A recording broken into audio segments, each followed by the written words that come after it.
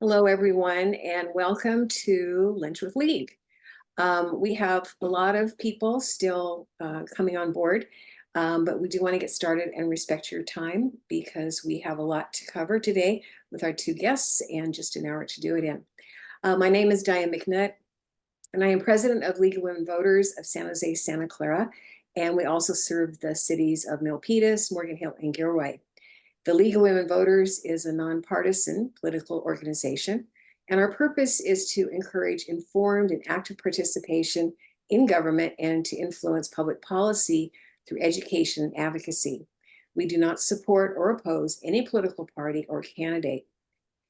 Each month, we have Lunch with League, where we host a speaker who can share information and ideas that will help to broaden our understanding of issues in our community and in our nation.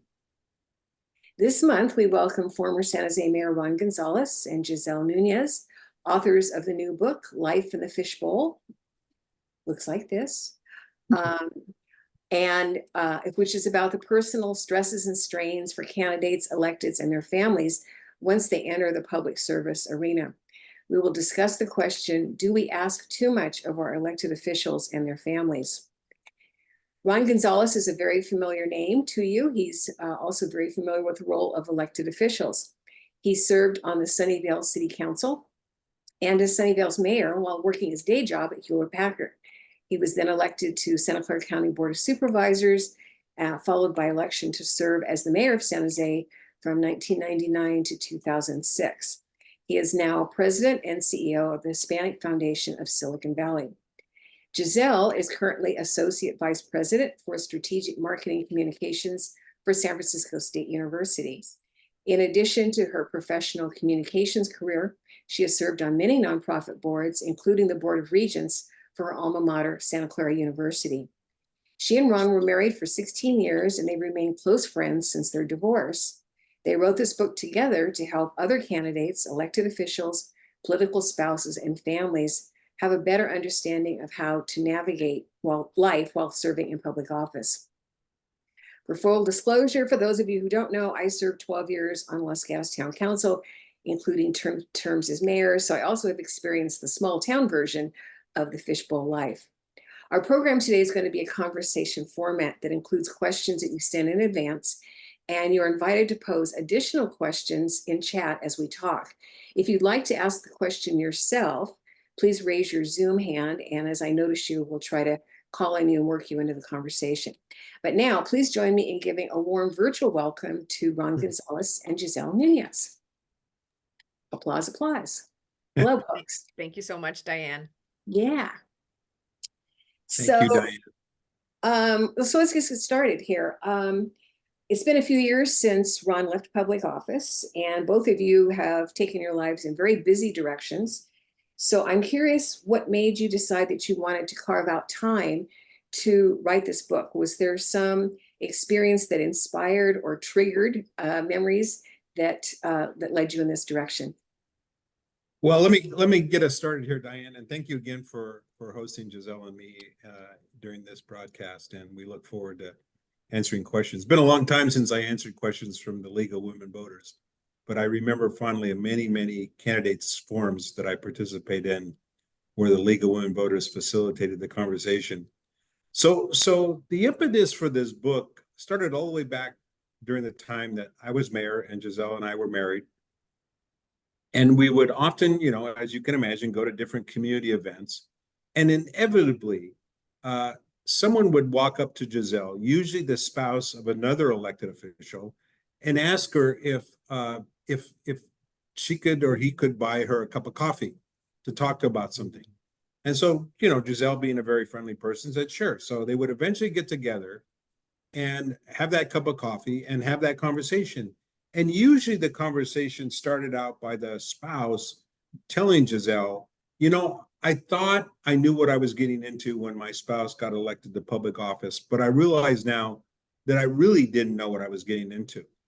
So Guiselle, why don't you share a little bit more of the details that some of those spouses shared with you? Thanks, Ron, and thanks again to everybody that is interested in this topic and allowing us to share with you our experiences. to follow up on what Ron was saying, this idea was a slow simmer. It wasn't necessarily a spark, and it was a simmer because one, spouses were coming up to me asking me for advice. I had been teaching personal branding for many years. That was my first book in 2018. So spouses would also ask me, people would always be asking me for personal branding advice. And then at the same time, Ron has always been asked for advice for folks that wanted to run. So all of this put together really led into this simmer and this idea and this realization that spouses, candidates are asking the same questions.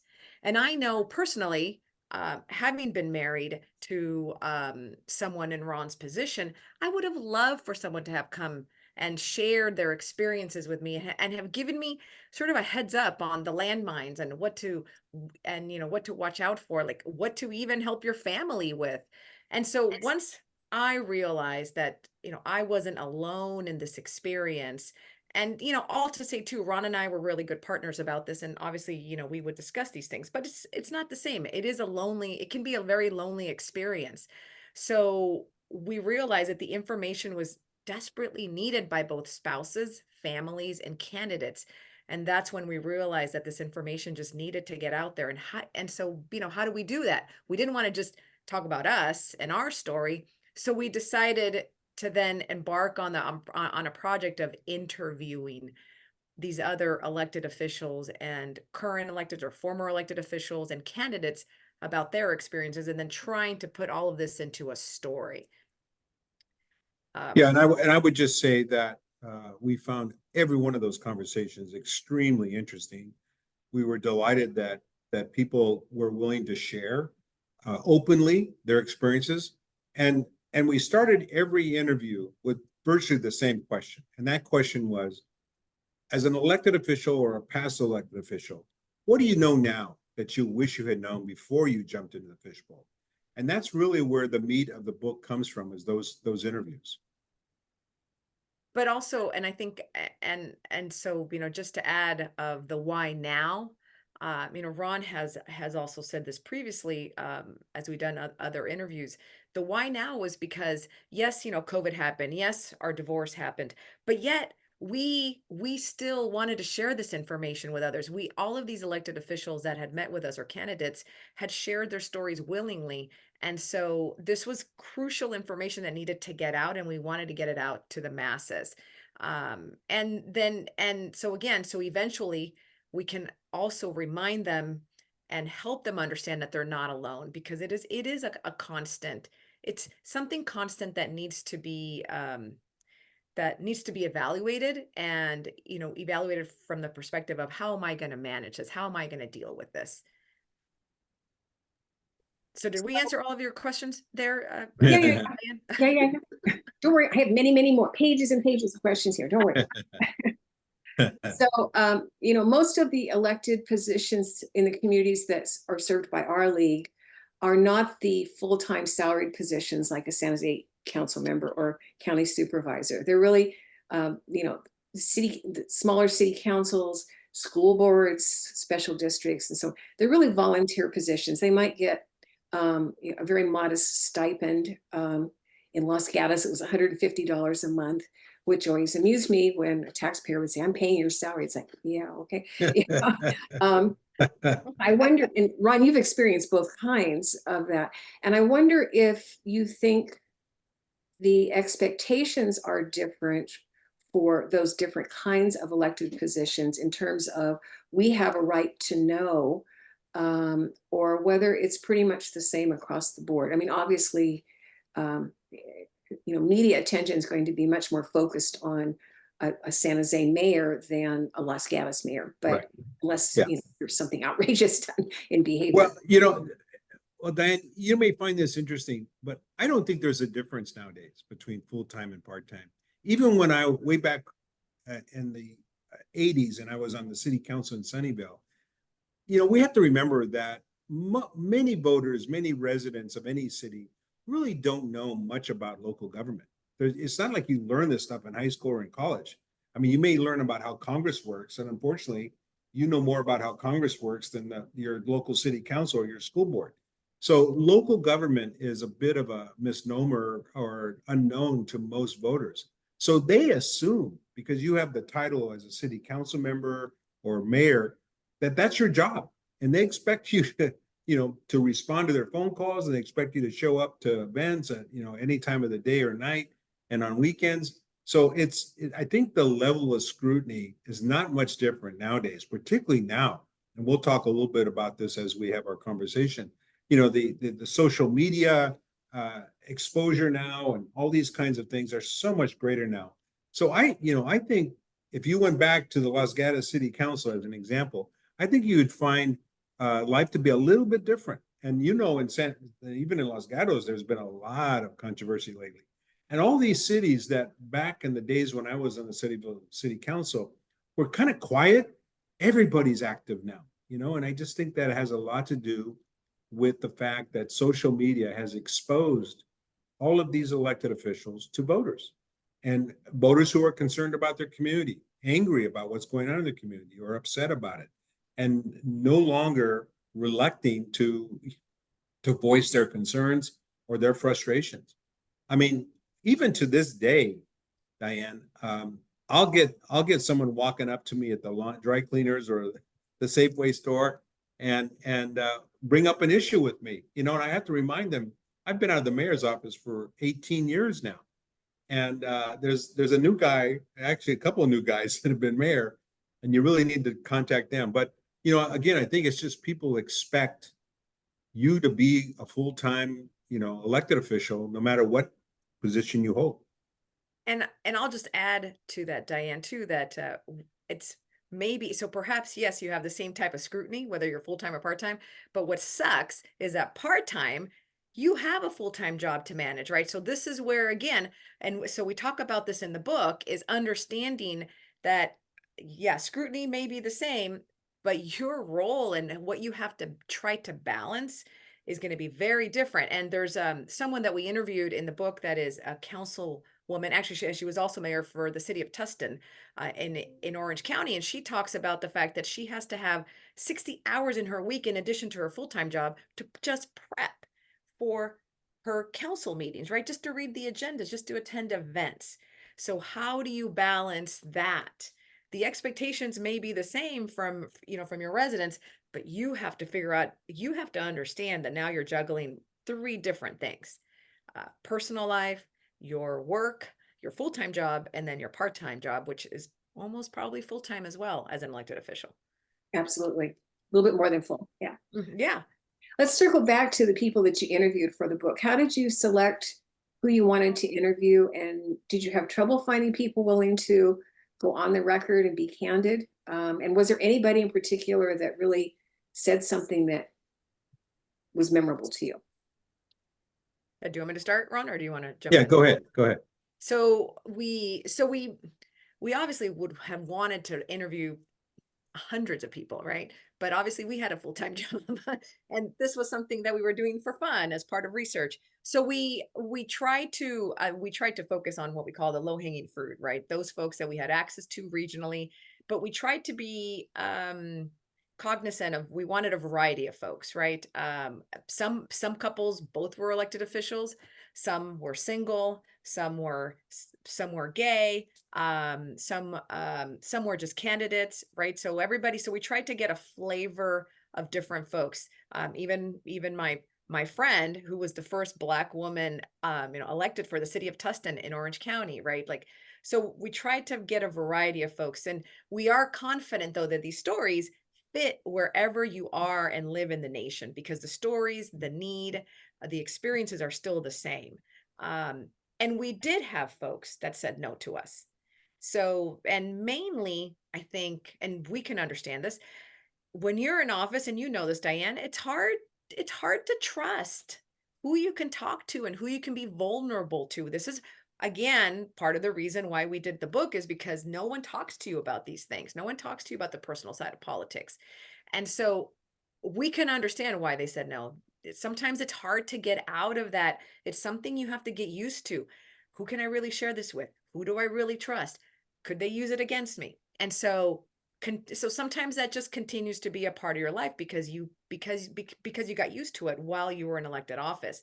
I know that for me, it took me a number of years. I had some PTSD even years after Ron was out of office, because for the spouses, you're like, who can I talk to? Who can I share? I don't know that I can tell you these things. Right. So we understand, and we understood why people would not want to. So we had a few of them that said no to us. But everybody else was very willing and had a lot of things to share, although some things were not included because they wanted to go off the record. But it was probably cathartic for them to be able to share these experiences with someone else who could Yeah. also understand their Yeah, experience. and I would just add, Giselle, that we even had one couple. We kind of used them as the example of everything not to do, who were openly, you know, very sharing with us about their experience. In this particular case, the husband, who turned out to be the candidate, chose to run for public office before talking to his spouse. So, you know, that there are a number of experiences they shared about that. Luckily for him, you know, his wife, after, you know, hitting him over the head They're with still married.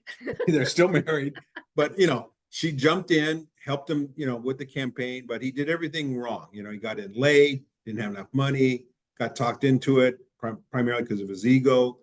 Those kinds of things are important for people to know. You know, why do you want to run for public office? What is your why, as we say in the book? So we were, like I said before, we were very, very pleased that our research resulted in the content that we thought was valuable to put in this book.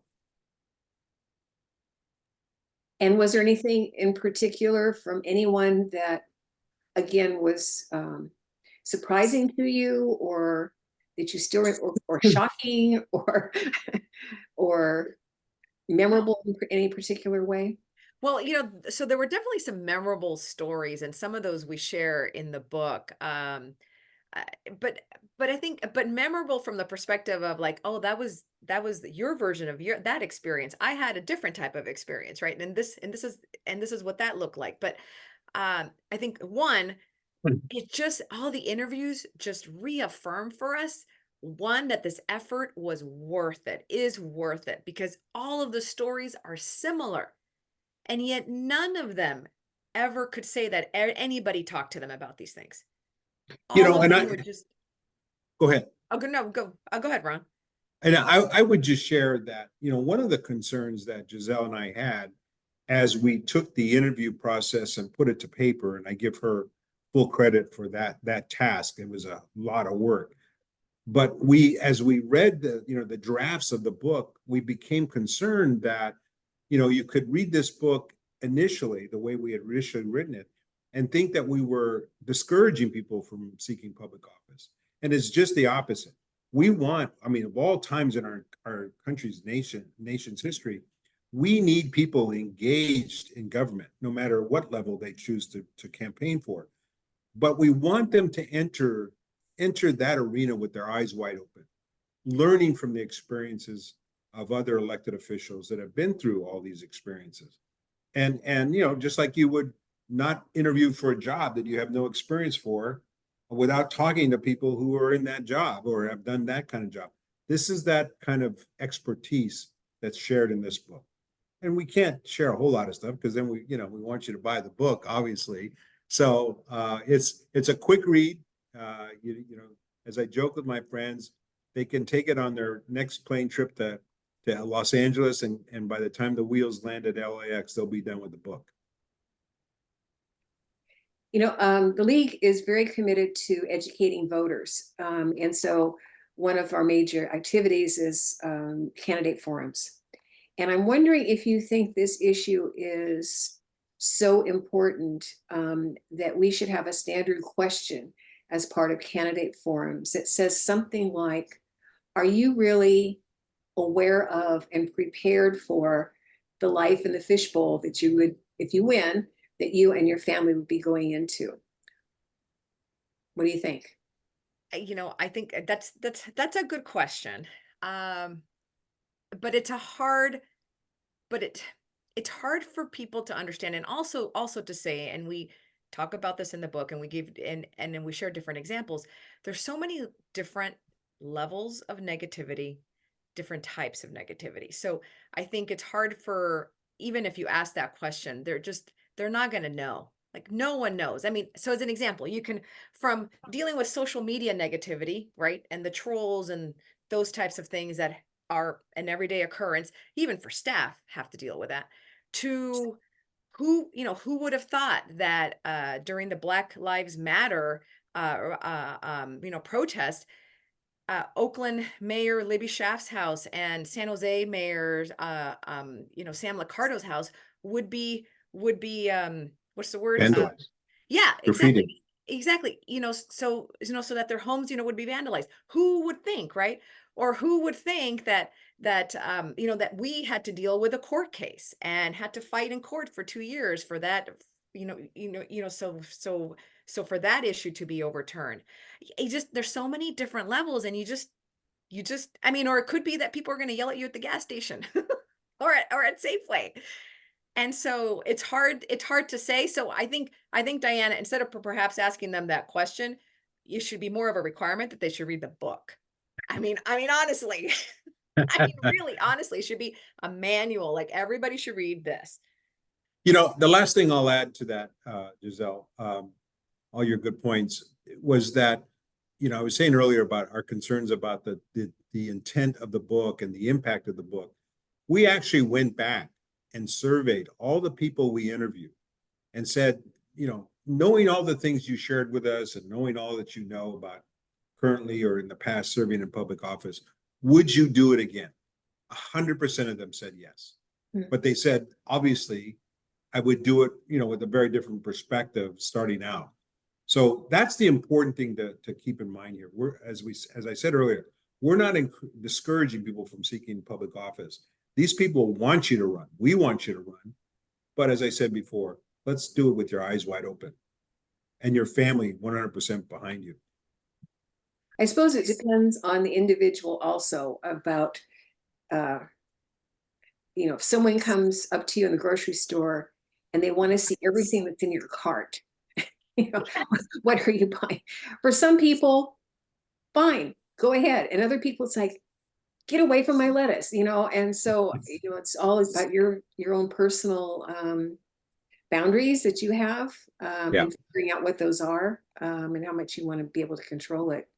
We have, there's a comment in chat. It's not a question, but the attendee is saying that someone is, thinking about running for office, and it's, definitely a barrier to that. And I hope that person might want to come forward and ask, a more specific question. But I think it is a real concern for folks, especially because of the social media and just the whole political environment in the country is so different than it was 10 years ago or 15 years ago. So, let me just share an example from the book, shared by a former council member, Raul Perales, and his wife, Victoria, on how they dealt with social media negativity and the family, because it is something to think about. It is something to consider. You have to think about it. And I think one of the things that I was sharing this with other folks later on in Ron's term, but I never even realized, I don't think Ron realized how much you also have to help manage the family. When, in the old days, right, when the Mercury News actually had stories, and Ron used to be on the front page, and the Ron was never the Merc's favorite mayor. So there was always a lot of negative stuff, right? So I remember we had to call our parents, we had to call folks, our siblings, like, FYI, the story is going to be out, blah, blah, blah. Here's the background, right? Because then they would get asked by other people they knew, right? So it's not just about the candidate. It's not just about the spouse. It is everybody in your circle. But back to my story of council member, former council member, in Raul Perales and his mother. So he tells a story of how he had there was always a lot of negativity, right, on his social media, and mom. So, Denise, really great lady that we met at church because we used to go to church every Sunday at St. Joseph's Cathedral. And she would just be like, answering, right? Madly answering all of these different folks that were Mama, just your mom, raging. Yeah, exactly. Raging against her son. But, Raul and Victoria are like, Mom, you can't do that. You can't answer them. You got to leave them alone. Right. So anyway, so the next best thing that his mom was able to do was that as she read the negative, I think I hear an echo. As she read the negative comment, she started to say, I love you, son. So she responded to all the negative comments with, I love you, son. I mean, you can't control everything, but at least that's how mom was learning how to manage this negativity against her son, right? And so it's just a cute story, right? It hurts. It hurts. And so you have to figure out how to manage that. Yeah. And, in Los Gatos, as you mentioned, we had a lot of controversy in the last few years. And to me, the most sad part, well, one of the sad parts was that it started involving children of council members and drawing them into the debate. And, you did not have any school-age children at the time, but I would think that would be even more difficult if you do, because, children, elementary, middle school, and high school can be vicious to each other, as well as what parents get involved in and so on. So it's a real consideration. Yeah. Yeah.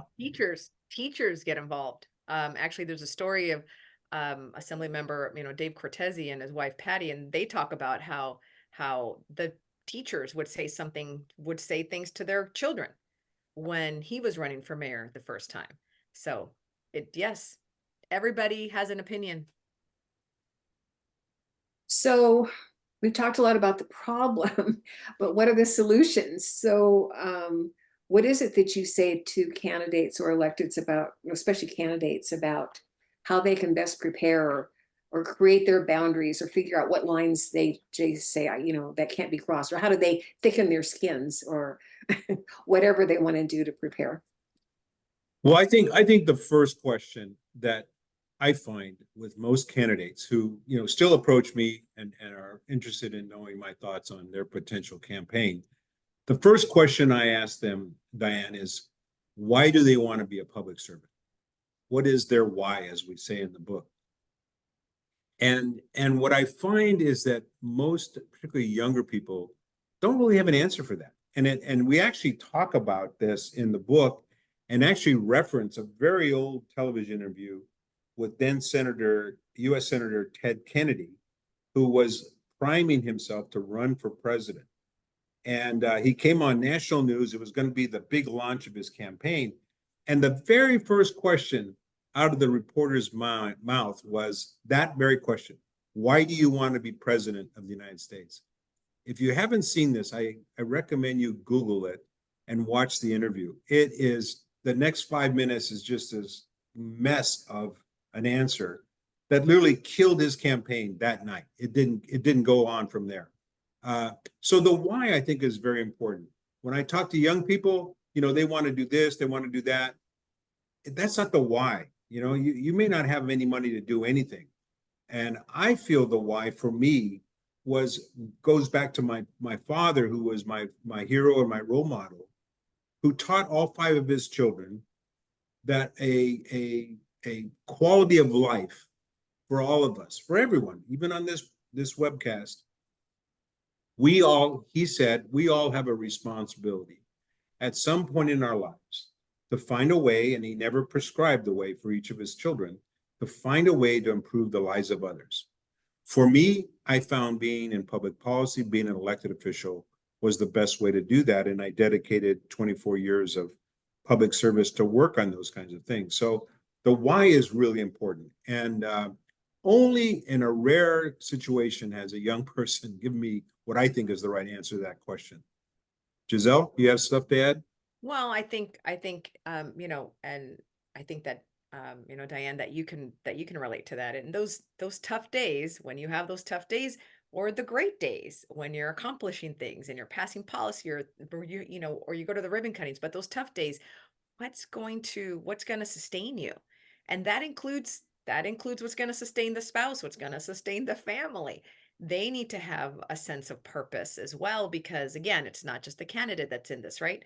When mom is listening or reading of why someone not liking their son or daughter, what's their why? What's going to sustain you? And that's, again, very different than your platform, right? What you want to accomplish is very different than why you want to do this work. And it takes some work to answer that.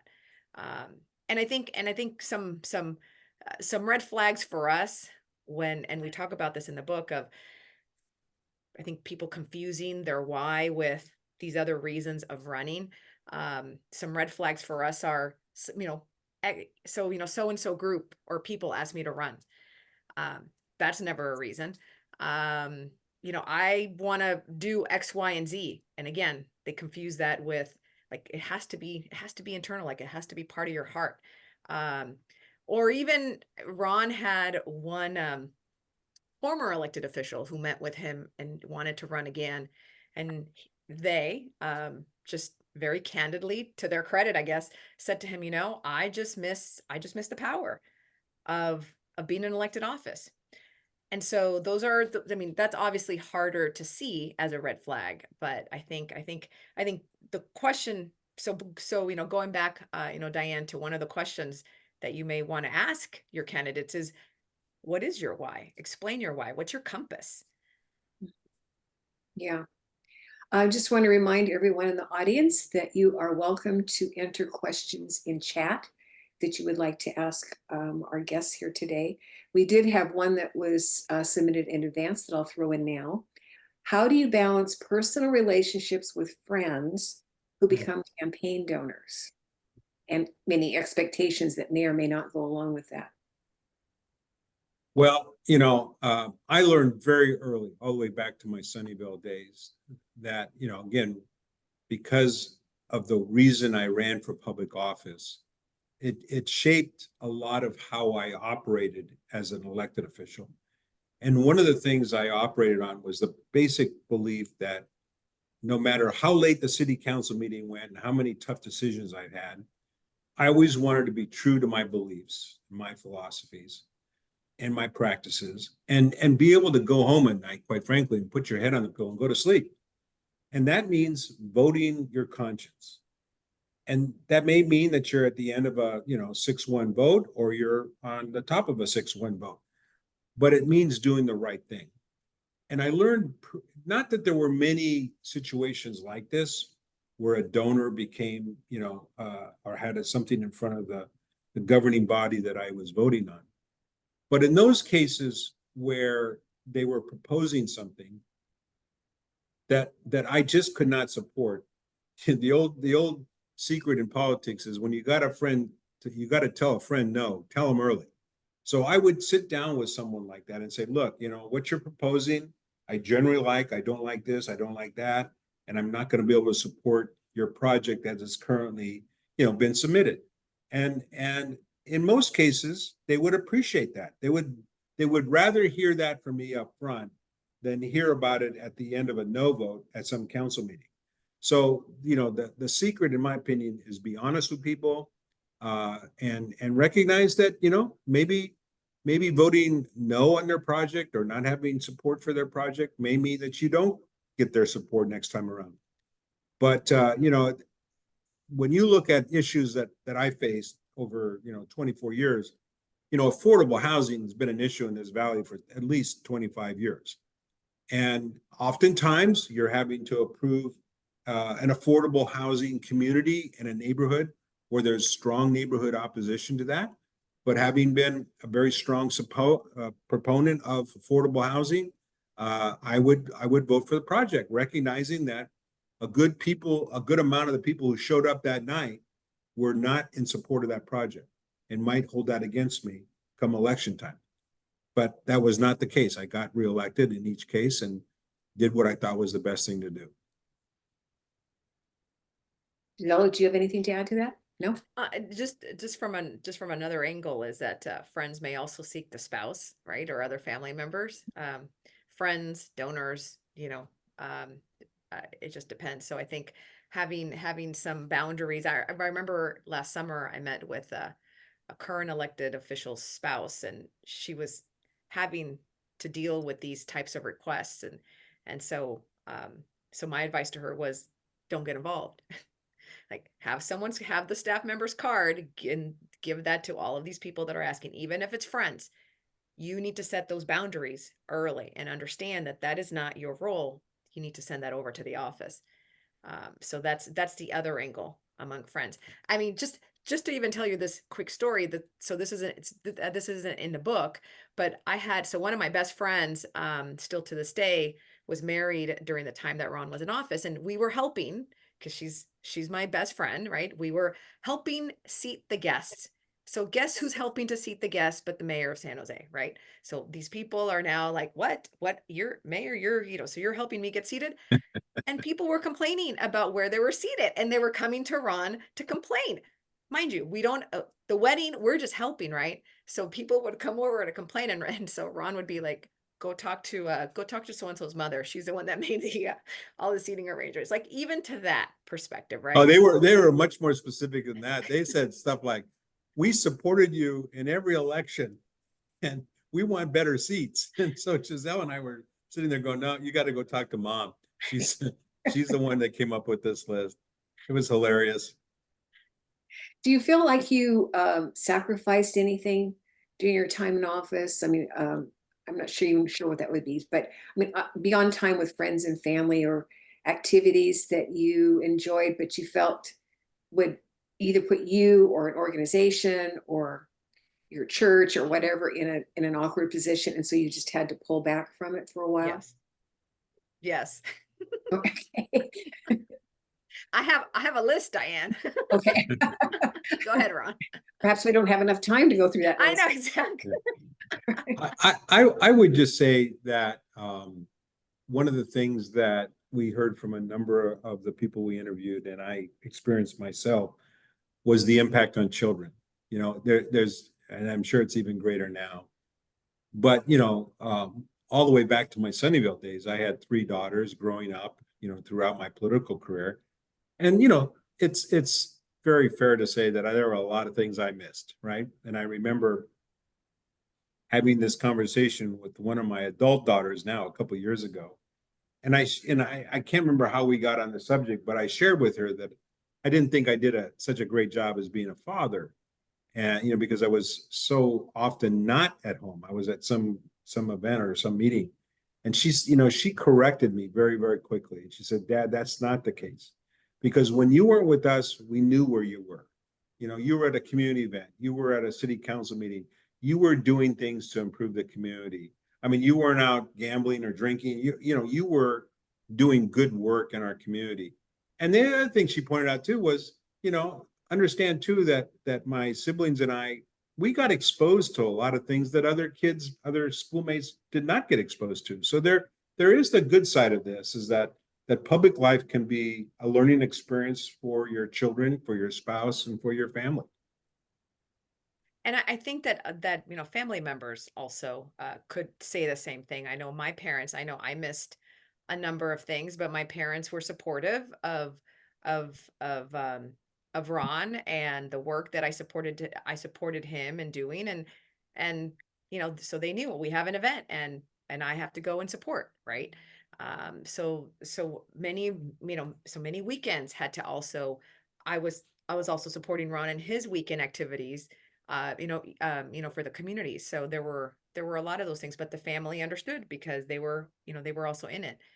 But just but just but just to be comical about it, though, I mean, there are things that you will miss. You just have to know and just be okay with it, right? So just as an extreme example, when we were married, so we were together 20 years, and we were married at about 4 years after we met. And so during that time, Ron was in office. Well, guess what, right? Of course it'd be nice to accept gifts for your wedding and such, but we had to say no gifts, no gifts, no gifts for my bridal shower, no gifts for the wedding, because guess what? You have to report all that stuff, right? And who wants to spend the time reporting that stuff? And then you're under scrutiny. And guess what? The paper was calling my friends and my aunt about my bridal shower or the wedding. So you just have to know that there are certain things where it's okay to give up. And that's just part of the sacrifice of why you're doing this work. And why you're supportive. But that's an extreme example, but yet, Sam Licardo and his wife had to experience the same thing because they got married when he was in office. So it Yeah. happens more than not. We talked about existing friends who become donors and that. What about the people that you meet during your time in office that you have an instant rapport with and you really feel like you have a personal relationship with them? How much can you trust that feeling? Or have you had any experiences where it turned out not to be so friendly later on, or after you left office, they disappeared from your life? Well, one of the That's right. things, yeah, one of the things we talk about um, in our book is knowing the difference between allies and friends. We spend a considerable amount of time on this. That's really, really important. Naturally, a friend is going to be with you, behind you, beside you at every step, everything that's going on in your life. An ally will be someone who's fully connected with you as long as it's beneficial for that person. The minute it doesn't become beneficial, they're gone and they're no longer a friend. And so these are the kinds of things that happen. Along the way, you find new friends, people that will, in fact, be supportive of you no matter what. Because there are not many elected officials who serve a whole term or 2 terms without at least making one mistake, right? It's going to happen. So you have to have people who are understanding, supportive, help you through that issue, whatever that was. And that's why it's important to understand that not every not every ally is going to be a friend when you really need them. And we also talk about in the book the notion of fast friends. And for example, the council member mayor in for the city of Tustin talks about her husband learning the that he all of a sudden he was making all kinds of new friends, right? All of a sudden. And they had to have a conversation where she knew that these were not really friends, right? They were, as she calls them, fast friends. And so they had to have a conversation, and it was even affecting their kids. The kids were having all kinds of play dates that the parents wanted to set up, but it was because they wanted access to her, right? And so the family had to just have a sense of, okay, we really probably have to be a little more discerning about who it is that we let into our lives and what kind of access that that they have. So I think so it's possible to make new friends, actual friends, but I think you just have to be more discerning, and especially if you're serving on the dais with them, just be discerning whether they're friends or allies, as well. But that applies to life in general, but obviously there's more scrutiny and it's magnified in elected office. We do have a question from an audience member. It's kind of a hopeful question in a way. Is there anything that we could put in place that would better protect families and children, especially? Nothing comes to my mind, but then I haven't written a book about it either. So what do you think? So I think, well, let me just jump in here. Preparation, I think, is Mhm. really, really important. Yeah. I think having really serious conversations with your family, your friends, obviously depends on the age of the children, those kinds of things. But conversation has got to be very, very important. Communicating to your spouse, your family, your friends, the inevitable kinds of things that are going to happen. And like Raul Perales, telling your mom, telling your family, just say I love you. Don't, you're not going to change anybody's mind on social media. And you're better off not even reading it. It's not that relevant. Read the newspaper article, make your own decisions about whether you want to believe whatever's in that article or not, and move on. It's another day tomorrow, and there'll be another article. And I think the other reality too, Diane, back to our days, that we did have kind of a regular newspaper here. It used to be the Sound of the Mercury News. I mean, they're still regular. I mean, I don't think many people read it anymore because they get their news from other sources. But I think preparation will be the key, I believe, both to yourself and getting some help with that, getting some coaching, personal coaching, getting consulting, all these kinds of things could be helpful. Anything, And, Giselle? oh, sorry. And Just asking if you had any comment. Yeah.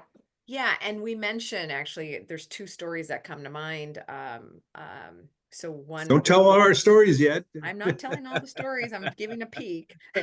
So You're giving away Assemblymember all the Cortese, secrets. speaks to the same thing, that they wish they would have been more upfront with their youngest daughter when teachers would say certain things, or she was experiencing things at school, right? Because, and the same thing actually with county, so with county supervisor Chavez and her husband Mike Potter, they talk about the same thing. They felt that they were protecting their son by not sharing, right? They wanted to make the home this insular place, but in fact he was still experiencing it outside of the home, right? And so but they felt like, if we don't talk about it, maybe that's better, so he's so that he wouldn't get scared. But now they look back and they think, you know what, we should have just talked to him more about it, so that he understood, and therefore just understood that that was just a fact of life, as part of this season of being in public service, so that he would understand, instead of then, so maybe the fear would be different, right? Or would lessen, because there's more of an understanding of what's happening. So I think, just to Ron's point, just more communication is what we've heard from others say about how they would have better managed those situations with their children. Mhm. So most of us that are here today are not elected officials. Most of us in the league are not elected officials, but we are people who are encouraging of folks to participate in the public process by running for office. And many people are supportive of individual candidates, even though the league doesn't go into that direction. So what responsibility do we have as individuals, as concerned members of the community, as league members, to try to help people prepare or exist through or overcome, or what can we do to help? Well, so number one, I think we wrote the book not just for candidates, for those folks in elected office or their families. We also wrote the book so that regular folks who would be interested, who are interested in politics, government, so that they would get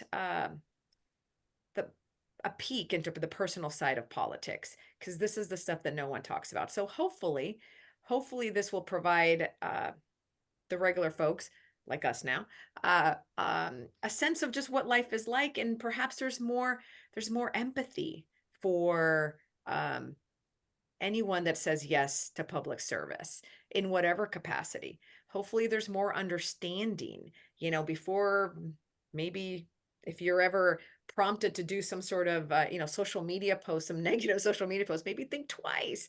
Maybe mom's going to be reading that, right? So perhaps just more empathy, finding more commonality with them. But also, I think, because you are closer to folks that want to run, I would really encourage you to talk to them about whether they know all of these things. There's resources. I mean, really, not to necessarily just tout the book, but we know there's no other resource like this in the market. We know because we've done the research. We know because there's people that come to me still and ask me, like, I haven't found anything. How can I talk to someone, right? Where this was right before the book was published. So there is this resource. Send them to the resource, because if they know what to expect, right, we hope that then they're able to just survive it and thrive. We want people to thrive, but in order to thrive, you got to know. Well, and I would just add, we've seen recently here in the Bay Area some pretty drastic reactions to this job that people has as elected officials. There's just here recently in the Bay Area, we had a couple council members, I think from Berkeley, city council, resigned because they felt personally threatened by whatever actions they had taken that people opposed. And so, it's not easy, but this is why Guiselle is absolutely right, that, by reading this book, you hopefully get a better sense of understanding of the demands on these people. And even if you tend to be reactionary and you're against everything that's going on in government, you still want elected officials. You don't want the city managers to run all these cities. You want people that you elect, whether it's the school board or the city council or the board of supervisors or whatever. And, we all have to be in a state of mind of encouraging people to pursue these opportunities to be a leader in our community. Well, and nowadays city managers get the brunt of it too, Absolutely. They do. Absolutely. We do have a question from the audience. Do you recommend having separate private versus public social media accounts? Although I'm not sure how you keep people off of, unless you go really private. But anyway, I want to answer that. What do you think? This sounds like the question I get when I teach my personal branding workshops. And I always say that there's no such thing. There's no such thing in keeping things separate. You can be as private as you think you can, and then someone tags you and boom, there you are. So there's no such thing. So I think you have to decide exactly what I tell my folks in my personal branding workshops. You just have to decide what it is that you're going to be posting about. And your online and your offline personas have to be consistent. And that's what you got to choose. You have to be consistent. Choose 3 to 5 things that you are supporting, that you want to be known for. And that's what you need to speak to, both offline and online. Any additional thoughts, Ron? No, I would just emphasize that need for emphasis. I campaigned in 1998 for mayor's position on 4 major issues. And once I got elected, I dedicated a good part of my time to delivering on those issues. And that, I think, led to my overwhelming reelection, because that focus, and it's hard. You're mayor of San Jose. Everybody wants you to do everything, but you've got city staff for a lot of that stuff. But the need to focus, and I will give our current mayor, Matt Mahan, full credit for having that focus. You can argue about which issues are his priorities or whatever, but at least he's working 24/7 on those things, and he's showing progress on those things. So I think focus is extremely important, even more so now in government.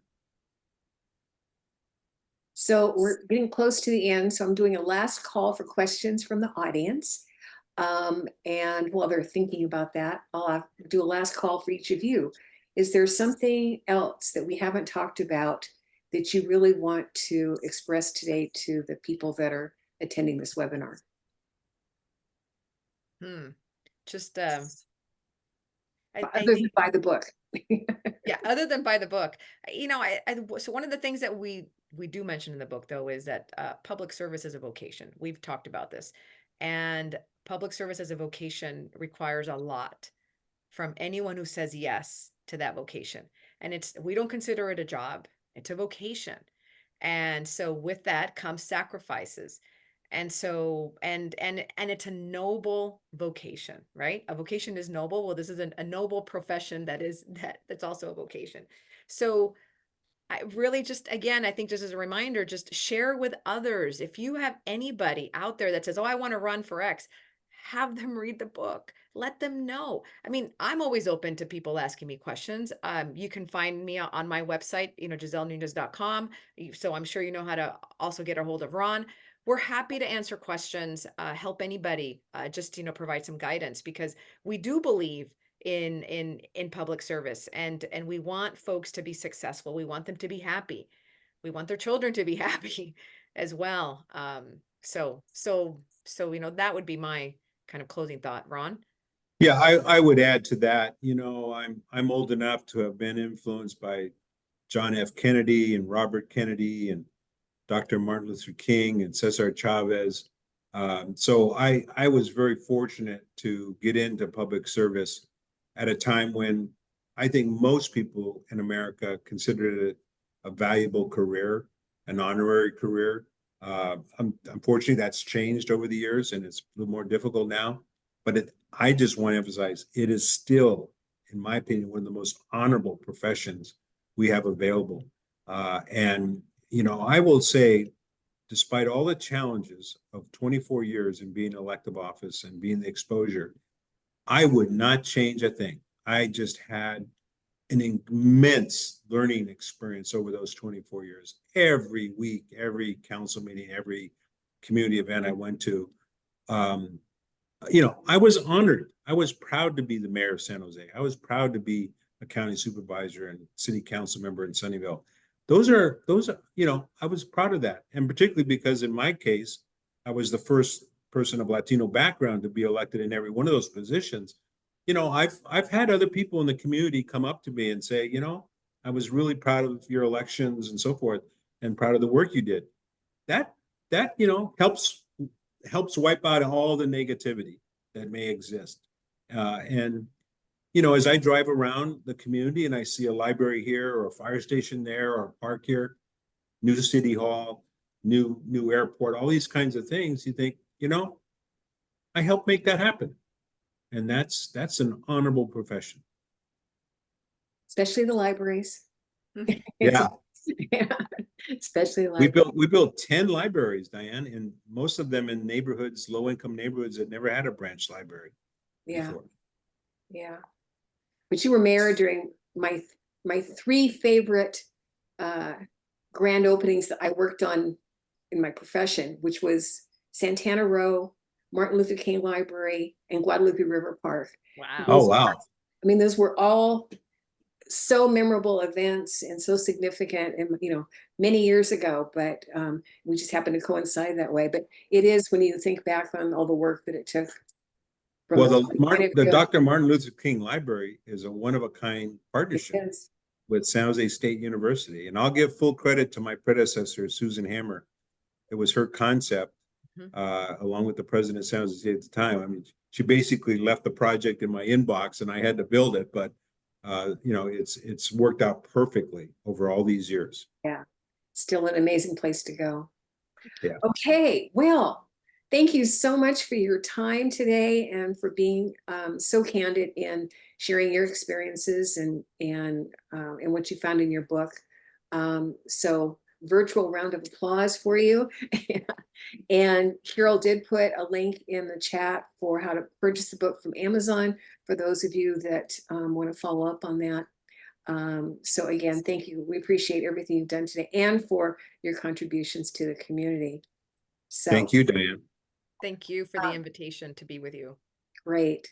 We are going to have another Lunch with League in May, and that'll be on, as always, the third Thursday in May, so May 16th. And our speaker then will be Todd Freeze, who's the director of the Northern California Innocence Project. You can look for more information about that and our June 8th annual meeting in the voter newsletter and on our website and in eBlasts. And if you are attending this today and you are not a member of the League, I'd like to encourage you to join us. You can go to our website, which is lwvsjsc.org, to learn more and to make the commitment to join. We have a pretty big election season coming up, as you may have heard.